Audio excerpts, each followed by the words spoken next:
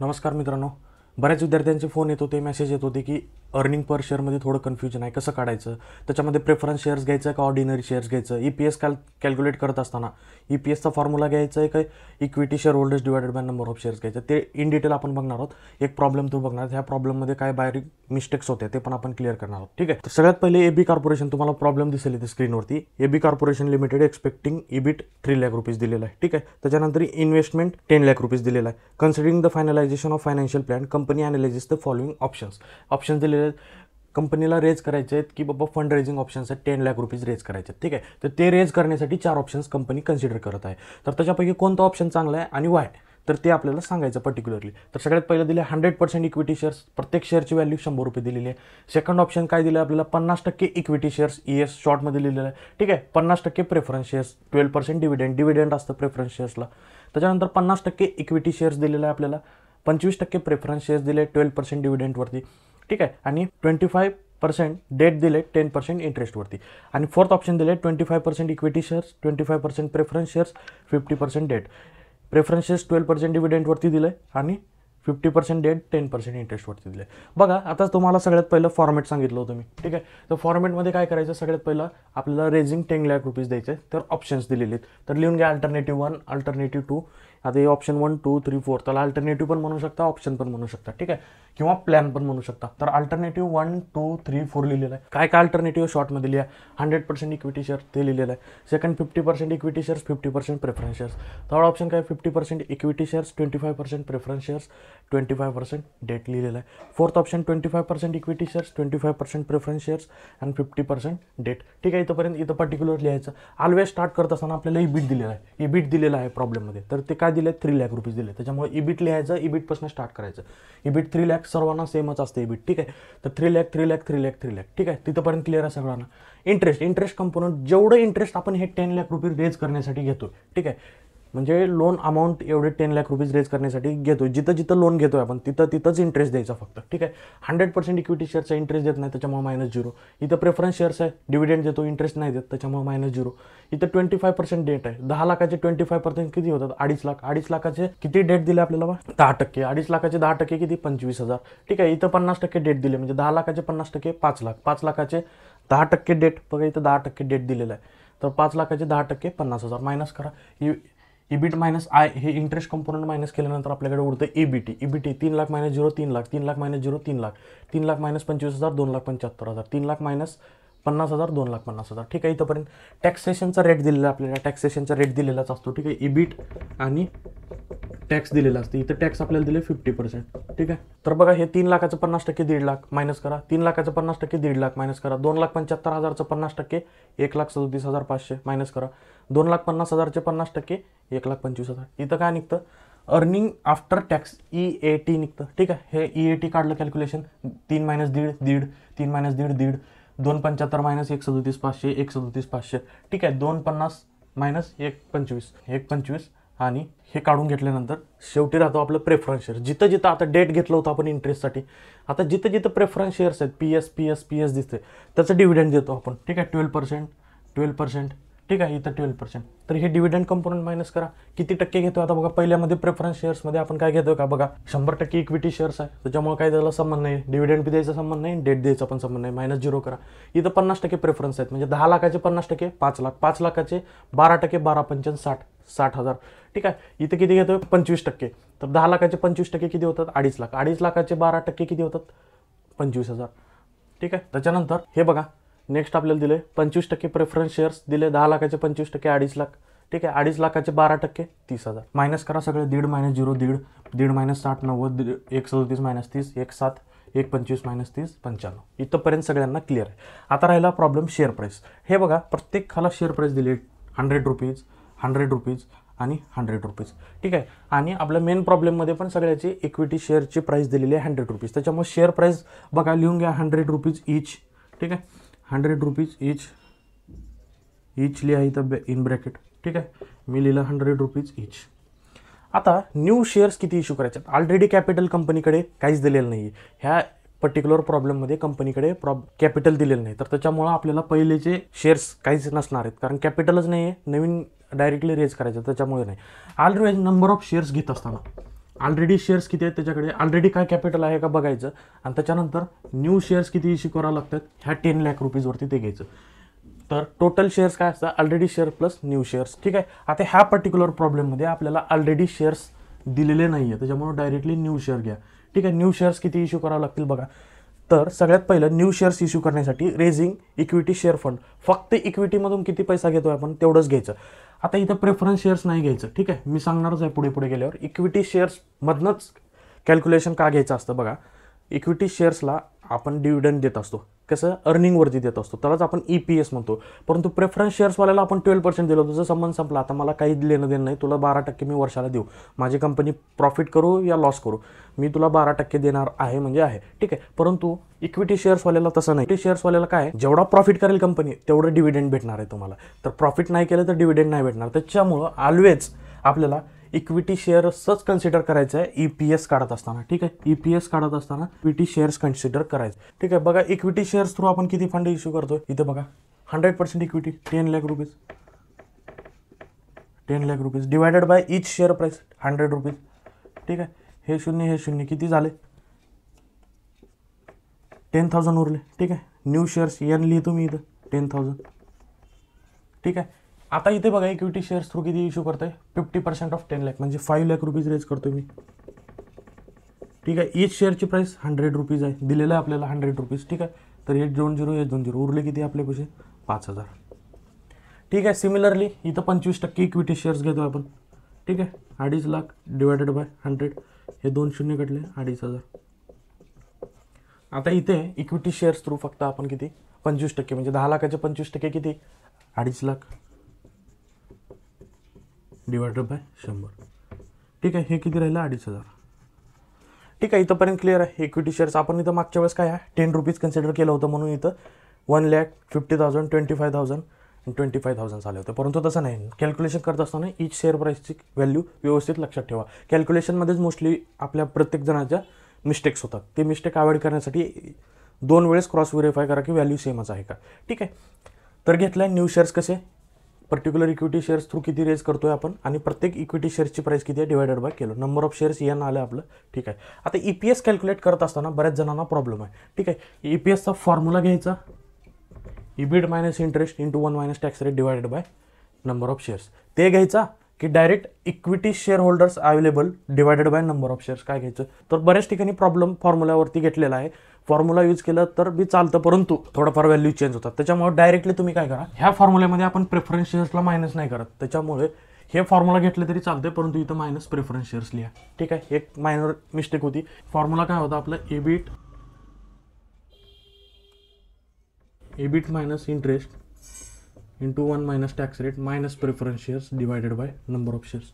हे फॉर्म्युला लक्षात नाही ठेवायचा, तर डायरेक्टली काय करा, equity available to share holders, equity available to share holders. ठीक आहे. Divided by number of shares. काय आहे बघा इथे 1,50,000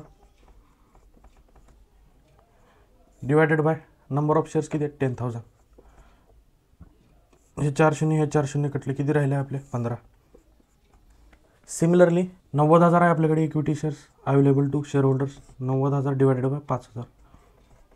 हे 3 शून्य उरलं किती 90. क्रॉस व्हेरिफिकेशन करा कॅल्क्युलेशन. हे 1,07,500 डिवायडेड बाय 2,500, हे 2 शून्य. ठीक आहे. बाकीचं करा. हे 43 येते. त्याच्यानंतर 95,000 डिवायडेड बाय 2,500, हे 2 0, 950 डिवायडेड बाय 25 दॅट इज 38. हे कॅल्क्युलेशन करा अशा, आणि अशा प्रकारे EPS जे मॅक्सिमम EPS असेल ते सिलेक्ट करायचं. ठीक आहे. 90. Second plan, the company should select alternative two, हे लिहायचं statement. The company should select alternative two maximize its EPS that is earning per share, because every share holder expects their profit should be maximize. ठीक आहे. तर maximise कशावरनं होते, तर earning per share through होते. ठीक आहे. ह्या अशा प्रकारे हे तुम्ही कॅल्क्युलेशन करा. 2 डाऊट होते, प्रेफरन्स शेअर्स घ्यायचा का नाही घ्यायचा इथं कॅल्क्युलेशन करत असताना. 100% घ्यायचा नाही. का घ्यायचा नाही प्रेफरन्स शेअर्स? कारण प्रेफरन्स शेअर्सला आपण फिक्स डिव्हिडेंड देतो. इक्विटी शेअर्सवाल्याला आपण अर्निंग पर शेअर देतो. इक्विटी शेअरवाल्याला अर्निंग पर शेअर देतो कारण प्रॉफिटवरती असतं. प्रेफरन्स शेअर्सवाल्याला फिक्स डिव्हिडेंड देतो. त्याच्यामुळे प्रेफरन्स शेअर्स घ्यायचं नाही. आपल्या एखाद्या प्रॉब्लेममध्ये ऑलरेडी जे घेतलेलं आहे त्याच्यामध्ये आपली मिस्टेक्स होती. ठीक आहे, फ्लोमध्ये कॅल्क्युलेशन करत असताना आपण प्रेफरन्स शेअर्स इन्क्लूड केलं होतं, परंतु ते इन्क्लूड करायचं नाही. Sure shot. ठीक आहे, फक्त आणि फक्त इक्विटी शेअर्सच घ्यायचं, प्रेफरन्स शेअर्स घ्यायचा नाही. नंतर EPS काढत असताना फॉर्म्युल्यामध्ये हे फॉर्म्युला घ्या, मायनस प्रेफरन्स शेअर्स करून काढा. सेम आन्सर येतं. किंवा directly equity share holders available share holders divided by number of shares काढा. सेम होतं. मॅक्सिमम जे असेल ते सिलेक्ट करायला पाहिजे. हे बेसिक प्रॉब्लेम होता. ठीक आहे, आणखी याच्यामध्ये काय क्वेरीज आहेत की बाबा दुसरं पेबॅक पिरियडमध्ये काय प्रॉब्लेम आहे. पेबॅक पिरियडचा पण लगेच आपण सॉल्व्ह करणार आहोत प्रॉब्लेम. ठीक आहे, आणखी एक दुसरा प्रश्न आहे आपल्याकडे. त्याच्या अगोदर काय आणखी एक मुलांना क्वेरी आहे की बाबा युनिट नंबर 4 आणि 5ची PDF कधी येईल. ठीक आहे, PDF आणि व्हिडिओ प्रोसेसमध्ये आहे. PDF मी लगेच ह्या व्हिडिओच्या खाली डिस्क्रिप्शनमध्ये दिलेली आहे. फुल PDF चॅप्टर 1 पासून ते चॅप्टर 5 पर्यंत, युनिट 1 पासून ते युनिट 5 पर्यंत सगळ्याची PDF इन डिटेल डिस्क्रिप्शनमध्ये जाऊन बघू शकता. ठीक आहे, तर आता एक नेक्स्ट प्रॉब्लेम आहे आपल्याला पेबॅक पिरियडचा. ठीक आहे, तर काय म्हणलं, विक्ट्री लिमिटेड मागच्या वर्षी पेपर आलेला आहे प्रॉब्लेम मागच्या वर्षीच्या. Victory limited decided to purchase a machine to increase its install capacity. The company has 4 machines under consideration. The relevant details including estimated yearly expenditure and sales are given. ठीक आहे, all sales are for cash. ठीक आहे, त्याच्यानंतर corporate taxes 33.99%. ठीक आहे, tax rate 33.99%. त्याच्यानंतर त्याचं in detail breakout झाले, सरचार्ज किती, टॅक्स किती, काय काय आहे ते त्याचं काय आपल्याला लेणं देणं नाही. मेन टॅक्स किती आहे 33.99. त्याच्यानंतर आपल्याला पर्टिक्युलर्स दिले. मशीन 1साठी इन्व्हेस्टमेंट दिले, सेल्स दिले, कॉस्ट ऑफ प्रोडक्शन COP म्हणतो, इकॉनॉमिक लाईफ आणि स्क्रॅप व्हॅल्यू. मशीन 1, 2, 3, 4, 5साठी दिले आणि कॅल्क्युलेट पेबॅक पिरियड म्हणले. बघा, अशा प्रॉब्लेममध्ये सगळ्यात पहिलं हे जशाच तसं लिहून घ्यायचं. ठीक आहे, लिहून घेतलेलं आहे. नंतर काय करायचं, फर्स्ट व्हॅल्यू ऑलवेज काय करायचं, डिप्रिसिएशन काढायचं. कारण स्क्रॅप व्हॅल्यू दिलेली आहे, तुमची मशीन डिप्रिशिएट होत आहे. ठीक आहे, त्याच्यामुळे सगळ्यात पहिले डिप्रिसिएशन काढायचं. मी शॉर्टमध्ये लिहितोय डिप्रिसिएशन. तर कसं काढणार डिप्रिसिएशन? बघा, डिप्रिसिएशनसाठी फॉर्म्युला आहे. काय formula? Investment minus scrap value. SV लिहितो इथं शॉर्टमध्ये मी. ठीक आहे, scrap value divided by economic life. किती लाईफ आहे इकॉनॉमिक त्याची ते लिहायचं. बघा, इन्व्हेस्टमेंट किती आहे 30 lakh, scrap value 4 lakh, economic life किती आहे 2. बघा कॅल्क्युलेशन करून प्रत्येकाचं. ह्याचं पण तेच लिहून घ्या. डिप्रिसिएशन इन्व्हेस्टमेंट किती आहे 30 लाख, स्क्रॅप व्हॅल्यू किती आहे 2.5, इकॉनॉमिक लाईफ किती आहे 3. ठीक आहे, ह्याचं लिहा. इन्व्हेस्टमेंट किती आहे 40 लाख मायनस इकॉनॉमिक लाईफ किती आहे 3, स्क्रॅप व्हॅल्यू 3. इथे इन्व्हेस्टमेंट किती आहे 35 लाख. ठीक आहे, स्क्रॅप व्हॅल्यू काय आपली 5 लाख आणि इकॉनॉमिक लाईफ 4. करा कॅल्क्युलेशन. इथं लिहा final depreciation is equal to 30 - 4 26, 26 divided by 2 म्हणजे 13. कॅल्क्युलेशन करा. ठीक आहे, त्याच्यानंतर हे 27.5 डिवायडेड बाय 3 9.16 166 आहे. ह्याला राऊंड फिगर करून 17 घेतो. ठीक आहे, त्याच्यानंतर 37/3 12.33. ठीक आहे, 12.33. ठीक आहे, त्याच्यामध्ये अनेक मुलांना प्रश्न आहे की डेसिमल कितीपर्यंत घ्यायचे. ठीक आहे, एकतर असे राऊंड फिगर करा किंवा 2 ते 3 डिजिटपर्यंत घ्या, तुमच्या मनावरती. ठीक आहे, 3 डिजिटपर्यंत घेतलं तरी चालेल. 3 डिजिटपर्यंत घेतलं तरी थोडेफार व्हॅल्यू चेंज होतात. 2 डिजिट घेतलं तर थोडंफार व्हॅल्यू चेंज होते. 3 डिजिट घेतले तरी थोडंफार व्हॅल्यू आपली जास्त येते. त्याच्यामुळे 3 डिजिटपर्यंत घ्या. ठीक आहे, त्याच्यानंतर 30 डिवायडेड बाय 4 7.5. बस. आता डिप्रिसिएशन झालेलं आहे आपलं. डिप्रिसिएशन झाल्यानंतर काय करतो आपण, प्रॉफिट काढतो आपलं. ठीक आहे, प्रॉफिट बिफोर टॅक्स. ठीक आहे, प्रॉफिट. कारण आपल्याला काय करायचं, पेबॅक पिरियड काढायचे. त्या पेबॅक पिरियडचा फॉर्म्युला आहे. ठीक आहे, payback period investment divided by net cash flow. Net cash flow काय असतं आपलं, नेट प्रॉफिट असतं. त्याच्यासाठी हे प्रॉफिट बिफोर टॅक्स काढावं लागतं आणि आफ्टर टॅक्स काढावं लागतं, तेव्हा आपल्याला नेट कॅश फ्लो भेटतं. त्याच्यात पेबॅक पिरियडमध्ये व्हॅल्यू टाकली की आपलं फायनल आन्सर येतो. ठीक आहे, प्रॉफिट बिफोर टॅक्स. कसं काढणार प्रॉफिट बिफोर टॅक्स? बघा, तुमच्याकडे सेल्स आहे 50 लाखाचं. ठीक आहे, कॉस्ट ऑफ प्रोडक्शन आहे 18, ठीक आहे. 50 मायनस 18. प्रॉफिट बिफोर टॅक्स काढत असताना आपल्याला काय करायचं बघा. सगळ्यात पहिलं सेल्स आहे, ठीक आहे. सेल्स, त्याच्यामधनं कॉस्ट ऑफ प्रोडक्शन काढायची. कॉस्ट ऑफ प्रोडक्शन नंतर आपलं डिप्रिसिएशन मायनस करायचं, ते आपलं निघतं cost of profit before tax. म्हणजे काय काय करायचं, sales minus cost of production minus depreciation, ठीक आहे. बघा सेल्स किती आहे 50, कॉस्ट ऑफ प्रोडक्शन किती आहे 18, 50 मायनस 18 32, ठीक आहे. 32 मायनस 13, 32 मायनस 13 किती, profit before tax 19 lakhs. All figures are in lakhs, ठीक आहे. लॅक्समध्ये आहेत ऑल फिगर्स, ठीक आहे. त्याच्यामुळं हे बघा, ह्याचं बघा, हे 3 मायनस करायचं. सेल्स 40 मायनस 14 36, सॉरी 26, 26 मायनस 9.7 9.17 16.83 लिहा इथे 16.83. नेक्स्ट काय, सेल्स किती आहे बघा 45 लॅक्स आहे. कॉस्ट ऑफ प्रोडक्शन किती आहे 16.70 आहे, ठीक आहे. त्याच्यानंतर आपलं डिप्रिसिएशन आहे 12.33, 15.97. प्रॉफिट बिफोर टॅक्स किती आहे 15,97,000. नेक्स्ट आता सेल्स किती आहे 48 लाख आहे. 48 लाखामधनं कॉस्ट ऑफ प्रोडक्शन काढा, ठीक आहे. बनवायची काय करतो आपण, सेल्स एवढ्या रुपीजला बनवलं, त्याला बनवण्यासाठी खर्च किती आला आणि त्या मशीनवरती डिप्रिसिएशन किती आला. डिप्रिसिएशन का बरं घेतो इथं आपण, तर आपल्याला पेबॅक पिरियड काढत असताना आणि आपल्याला टॅक्सेस द्यावं लागतात. जेव्हा आपण डिप्रिसिएशन इथं घेतले तर डिप्रिसिएशनची व्हॅल्यू नॉन कॅश व्हॅल्यू असते, परंतु टॅक्सेससाठी ते कन्सिडर होते. त्याच्यामुळे ते व्हॅल्यू ॲड करून आपले टॅक्सेस कमी होतात आणि टॅक्सेस कमी झाले तर आपल्याला प्रॉफिट जास्त होतो, ठीक आहे. कॅश फ्लो वाढतो आपला, त्याच्यामुळं डिप्रिसिएशन घ्यायचं असतं आपल्याला, ठीक आहे. त्याच्यामुळे हे काढलं 48 मायनस 21, ठीक आहे. 27 मायनस 7.5 19.5, ठीक आहे. इथं लिहिलं 19.5, ठीक आहे. त्याच्यानंतर काय, प्रॉफिट बिफोर टॅक्स झाला. आता प्रॉफिट आफ्टर टॅक्स करायचं आहे, टॅक्स मायनस करायचं आपल्याला, ठीक आहे. प्रॉफिट टॅक्सेशनचा रेट दिलेला आहे का बघा 33.99, ठीक आहे. तर ह्याच्यावरनं टॅक्सेस काढा आपण, अगोदर टॅक्सेस काढू. टॅक्स 33.99%. तर ह्याचे टॅक्स प्रॉफिट बिफोर टॅक्स किती आहे 19 गुणिले 33.99, 6.458 आलेला आहे. 6.46 घेतो मी, ठीक आहे. 6.46 टॅक्सेस काढतो. कशाचे काढतो टॅक्सेस, तर आलेल्या प्रॉफिट बिफोर टॅक्सला आपण टॅक्स रेट लावतो, ठीक आहे. तर 16.83 गुणिले 33.99%, 5.72. नेक्स्ट आहे 15.97 इंटू 33.99%, 5.428 आहे. 5.43 घेतो मी, ठीक आहे. त्याच्यानंतर शेवटचं आहे आपलं 19.5 into 33, 6.62.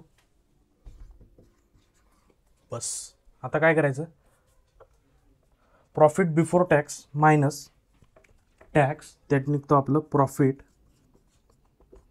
After tax. Profit after tax कसं निघतो, PBT minus T give that profit after tax PAT, ठीक आहे. PBT मायनस T किती आहे, PBT आपलं प्रॉफिट बिफोर टॅक्स 19 मायनस 6.46, 12.54. ह्या दोन्हीचं मायनस करा. 16.83 मायनस 5.72, 11.11, ठीक आहे. 15.97 मायनस 5.43, दॅट इज 10.54.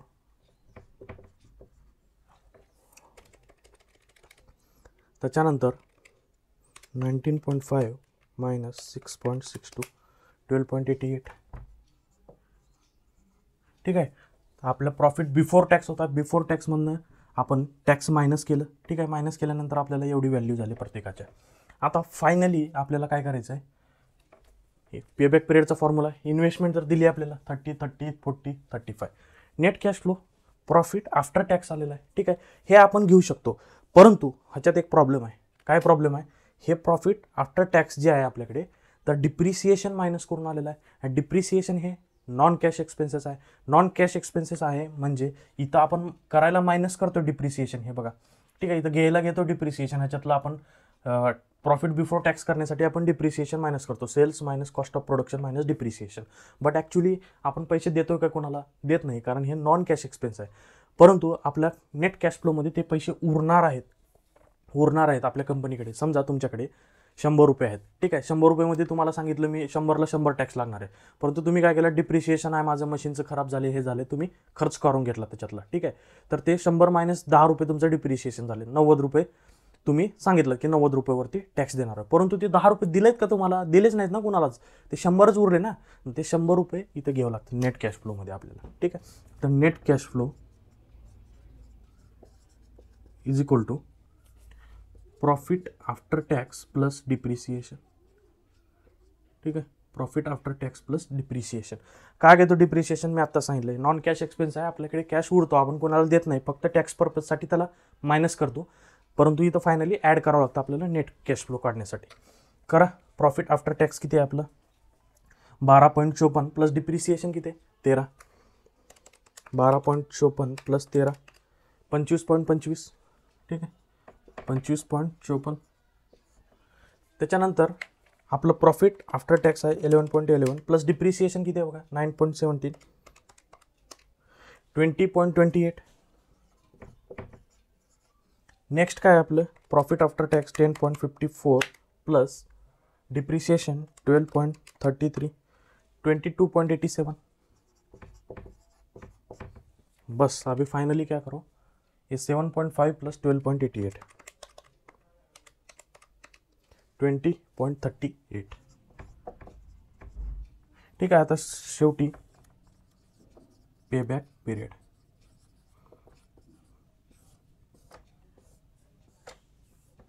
कसं काढणार payback period? Investment divided by net cash flow, ठीक आहे. Investment divided by net cash flow. Investment किती आहे आपली? 30 divided by net cash flow किती आहे? 25.54. 1.17 पेबॅक पिरियड. 1.17 इयर्समध्ये असतं पेबॅक पिरियड, ठीक आहे. हे इकॉनॉमिक लाईफ इयर्समध्ये दिलेली आहे आपल्याला, ठीक आहे. इथं शॉर्टमध्ये लिहितो इयर, ठीक आहे. पेबॅक पिरियड पण आपलं इयर्समध्ये येतो. इकडे किती आहे आपलं? इन्व्हेस्टमेंट 30 डिवायडेड बाय 20.28 1.47 नाही 1.48 घेतो मी, किंवा 1.5 घेतो डायरेक्टली, 1.5 इयर्स, ठीक आहे. त्याच्यानंतर बघा इकडं इन्व्हेस्टमेंट आहे 40 डिवायडेड बाय 22.87 किती आहे? 1.75 घेतो मी, ठीक आहे. 1.75 इयर्स. आणि इकडे बघा 35 इन्व्हेस्टमेंट आहे divided by profit net cash flow आपला 20.38 1.717 आहे, दॅट इज 1.72, ठीक आहे. तर यांनी काय म्हणले आपल्याला? Calculate payback period. सगळ्याचं पेबॅक पिरियड काढलो आहे.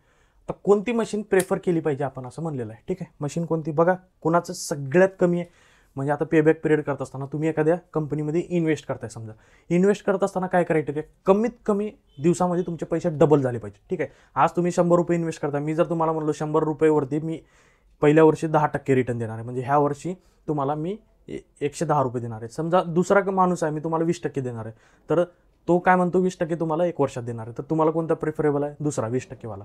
तसंच जास्तीत जास्त कमी दिवसामध्ये, ठीक आहे, कमी दिवसामध्ये तुम्हाला जास्त प्रॉफिट कोण भेटते बघा. कमी दिवस किती आहेत? 1.72 1.75 1.5 1.117, ठीक आहे. 1.117 म्हणजे सगळ्यात कमी आहे इथं, ठीक आहे. तर सगळ्यात हे प्रेफर करायला पाहिजे, ठीक आहे. Payback period therefore machine 1 is profitable, machine 1 is profitable, hence it should be preferred to install.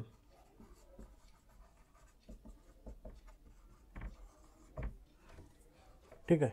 तर लिहायचं because it has less payback period years, ठीक आहे. तर अशा प्रकारे हे प्रॉब्लेम सॉल्व्ह करायच्यात. व्हिडिओ आवडला लाईक करा, शेअर करा, सबस्क्राईब करा. आणि युनिट 4 आणि 5ची PDF डिस्क्रिप्शनमध्ये आहे. आणखी कुठले डाऊट्स असतील तरी तुम्ही मला विचारू शकता. ठीक आहे, पेबॅक पिरियडचं हे झालेलं आहे. तर थँक्यू मित्रांनो, बघितलं तिथंपर्यंत. Thank you very much.